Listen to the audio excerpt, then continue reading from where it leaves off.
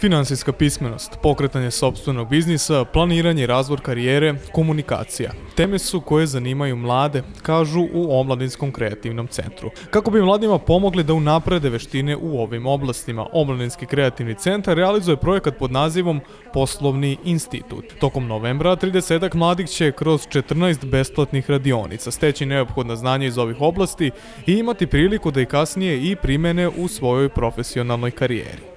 Pa smatramo da je to, na primjer, danas veoma aktualne su teme, kao što, na primjer, jedna tema koja će biti na ovom projektu freelance kao način života, što smatramo da je danas, na primjer, kao i sam internet i sve teme koje su vezane za internet, kao što je investiranje, na primjer, isto što će biti jedna od oblasti koja će se naći kod nas.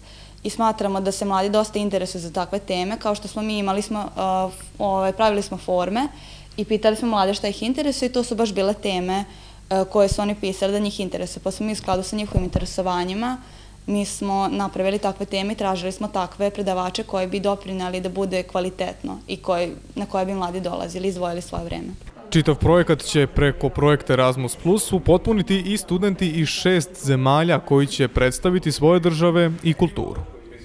Da imamo to zadovoljstvo da smo sarađivali sa Erasmus programom i dolazit će iz raznih zemalja studenti koji će nama kroz interaktivne radionice, oni će da nam pokažu svoje države, svoju kulturu, svoju muziku na neki interaktivan način, zabavan način, kao i, na primjer, za nas studente da je način života u njihovim državama kako izgleda.